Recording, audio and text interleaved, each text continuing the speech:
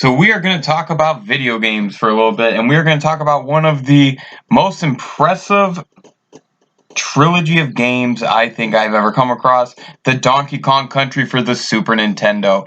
Now, I couldn't pick between 1, 2, or 3, so this is just going to be a video encouraging you to play them all.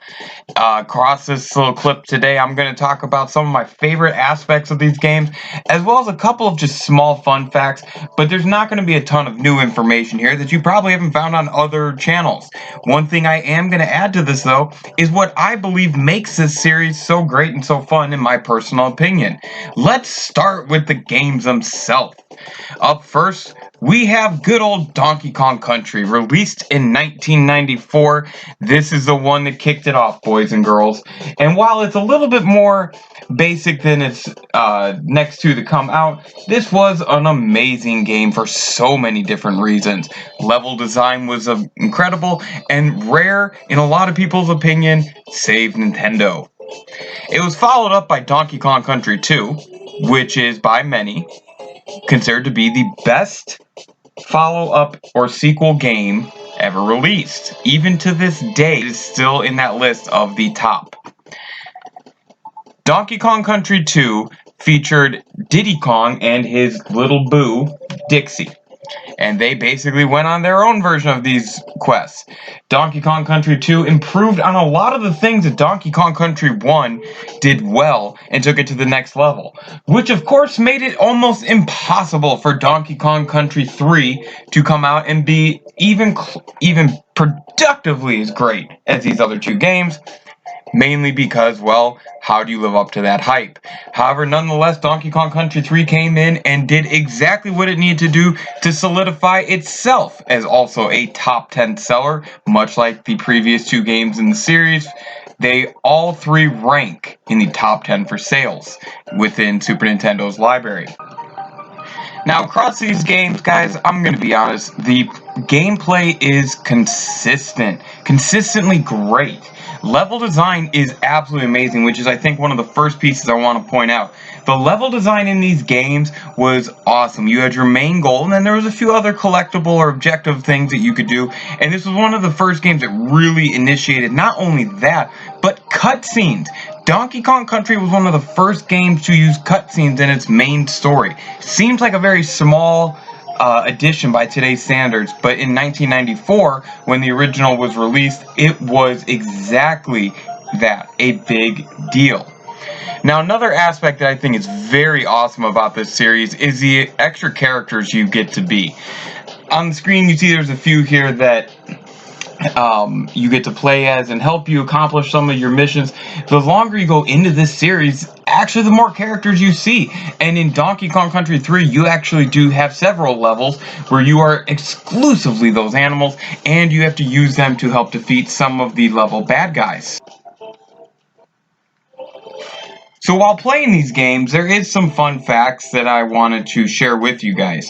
First off is that the same company that made the Donkey Kong games is the same company that released the Killer Instinct games, and you can actually find in Donkey Kong Country 2 in the arcade scenes some references to Killer Instinct. Very cool, very, very cool indeed. Yeah, how do you not love that? Two of the best Super Nintendo franchises, Killer Instinct and Donkey Kong Country. Another pretty interesting aspect is the top 10 sellers list. Donkey Kong Country ranks as number 3. It's the first non-Mario related game. Donkey Kong Country ranks as number 6.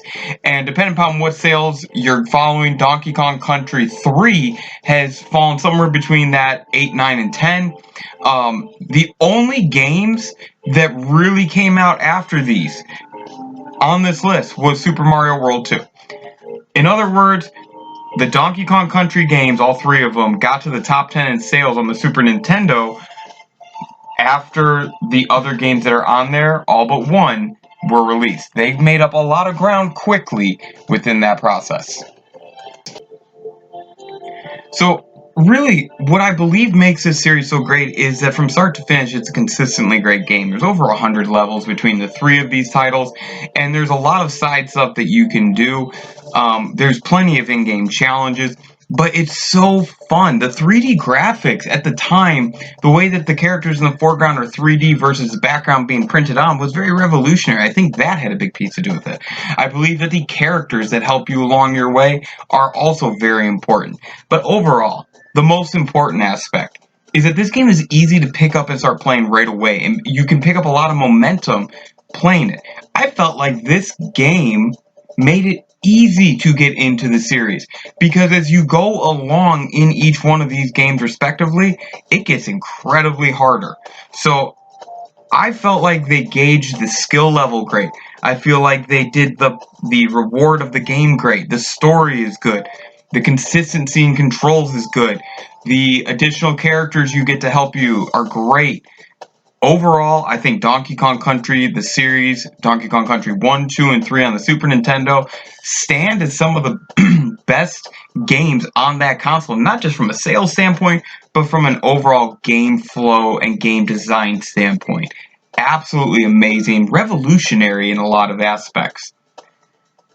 Truly, to me, this is one of the most important series and franchises ever. I love playing these, and even if you don't play these games in order, or even if you don't play all three of them, whatever that is, I think they're worth the play just on their own.